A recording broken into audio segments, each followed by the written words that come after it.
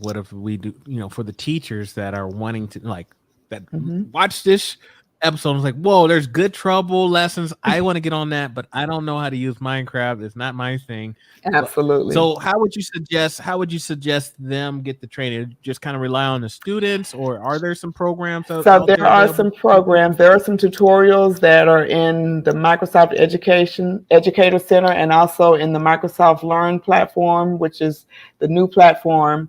So they have tutorials there.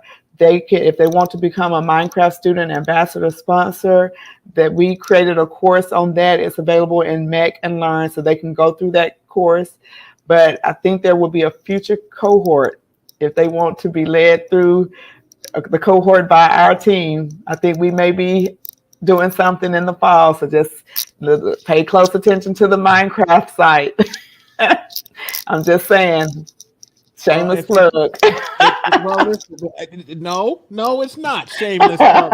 So here's if and let me know. I will shoot it out to my newsletter. Just let me know, because I I think sure this is an will. awesome opportunity. So just keep me posted as well. Okay. Because I think that, man, this is you have gotten me so excited. I wish We I were was in the blown classroom away. We again. were blown away. We brought another one of our co-workers in on the last two sessions of the first cohort, and he was blown away by all of the educators that were on there from around the world that were in the sessions. So it was just fun seeing his excitement about all of this. So it's definitely making an impact globally. Mm, I can only imagine, and again, there's so much more that you can do, and so again, thank you for doing this work. Man, I am like, my cup is full, and you have made my day. I know you say I'm This all over the place. We went from access to Minecraft to ambassadors. That's what happens on a live show. It just happens. I take some notes. I come into it. I turn to I hit go live with an agenda, and it can go any way. So no, that's totally fine. So Felicia, let's do this. If we have some like, you know me, I definitely consider you as providing a voice in leading equity. And folks, if you have any questions, please feel free to start popping those questions in. But in the meantime, I'd love for you to share some of your final thoughts for today. So I just am excited that I can share with everyone what we're doing, what I'm doing, and what's most important to me is just providing resources and content for fellow educators, because there's always a gap there and trying to fill that gap. And most of what I do comes out of necessity for something that I may need, and then you find out that others need that as well. So it's just good when you get that feedback and then educators saying that this has really helped me. So I just thank you all, and just know that we're here to provide support and to learn and grow from each other. That's the whole goal of this. And I think, before we hit record, or before we hit live, I think I shared with you that a lot of the stuff that I like, the guests that I bring on, the topics, it's because I want to know. Hmm. And I know if I want to know these things, I'm sure that a lot of folks that listen to the show, they want to learn these things as well. So if I can share those opportunities and ask questions because I usually try to ask questions. Yeah, I want to know them, but I also try to think from the audience perspective. Like, they probably might want to know a little bit more. They might have Hmm. some follow up. So I try to ask those questions for the audience. So I totally understand where you're coming from. If we have some folks that want to connect with you, what are the best ways to reach you online? So I am on Twitter. You can send me a message. I have a lot of people reaching out that way. That's probably the best way. But Sheldon, I want to tell you, if your son is still into Minecraft, tell him to ask at his school if they can have a Minecraft student ambassador program. Tell him to put a little pressure on them. Tell him he can be the first ambassador at his school. And of course, you can reach out and I can help him get started with that. He just needs to find a teacher that's willing to be a sponsor. Okay. That's it. Just find a teacher that needs to be a Find a sponsor. teacher that wants to be a sponsor. And we tell teachers, you don't have to know Minecraft. It's totally okay. You just have to be willing to support students in building leadership skills and providing them an opportunity to be able to build their leadership skills with fellow students who like Minecraft but are willing to train and support others with using Minecraft in the classroom. That's what it's all about.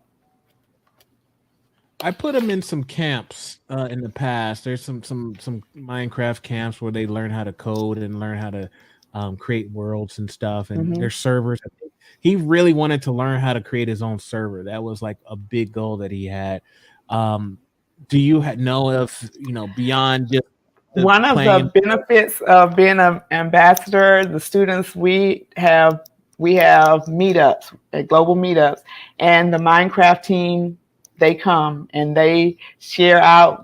They get inside tips. Basically, is what I'm trying to say. The Minecraft student ambassadors get inside tips from the Minecraft team. They get to talk to the builders and the creators of the world. They get to know what's coming down the pipe, and they get to provide feedback, things that they may want to see in Minecraft. They get to take that directly to, there's no middleman. They take it directly to the Minecraft team. So there's a lot of great opportunities that are available there. And then they get to hear about professions, careers that are available in something that they may love. Okay. So just Well, good. happy about that. That's again. I will. I took a note. I'm gonna talk to my son after this and say because hey man, if you're still into this Minecraft, and I got some plugs, I got some hookups for you, man. Absolutely. We're gonna hook that up. Okay. Shout out so what is your Twitter handle? And then also don't forget to mention the name of your book that you're a part of. And then just reiterate the good where to find the good trouble lessons. Absolutely. So you can follow me on Twitter at APSIT Felicia.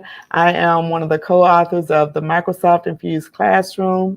And if you are interested in learning more about the Minecraft Student Ambassador Program, you can find that on the Microsoft Educator Center. If you want to know more about the Good Trouble lessons, go to education.minecraft.net. You can download Minecraft there. You can also get lessons in Good Trouble, and you can also get lessons in any content that you teach, because this is an instructional tool. It's a game. They're playing, but they're also learning too. That's the beauty of it. Sometimes they don't even realize they're learning while they're creating. Yeah. Well, cool. Felicia, it has truly been a pleasure. It's always good to talk to you, and I'm just so thankful that you had the time to come on the show. So thank you again. Thank you, and keep doing such great work. You are amazing, and we truly appreciate the voice that you're giving, providing for us. So thank you. Thank you. All right. So that was a good friend of mine, Felicia Ford. And oh my gosh, she blew my mind with all of this information regarding the homework gap. And one of the things that really stood out for me was just the fact that we should not penalize our students for any time that they can't get their homework turned in. If they can't get their assignments in for whatever reasons, things happen, life happens, and we have to have that grace. I know that can be difficult at times. It's not always easy, especially when we're thinking, oh, well, I just know that this child didn't, they weren't trying, or they could care less about being online. But I always say, we never know what's happening in those homes. We just don't know. My good friend Marcus says, we need to leave the grace. We have to have that grace. Again, it's not easy, but we have to do those things because, again, that homework gap is still prevalent. You would think 2 years ago, we would be in a different position. Yes, there has been progress, but there's still more room for growth. Okay, now shout out to, again, if you haven't gotten the book, I'm gonna plug the book every week because that's how we get down. But Leading Equity, Becoming an Advocate for All Students, that is coming out in July, but it is available for pre-order right now. So if you haven't grabbed your copy, please make sure that you do so. Make sure that you subscribe to the channel, follow up, and keep up with the Art of Advocacy every Thursday, 6:30 Eastern. Also, if you're a podcast listener, if you haven't heard of the Leading Equity podcast, please make sure that you listen to that. We come out every Monday with a new episode. And let me tell you something.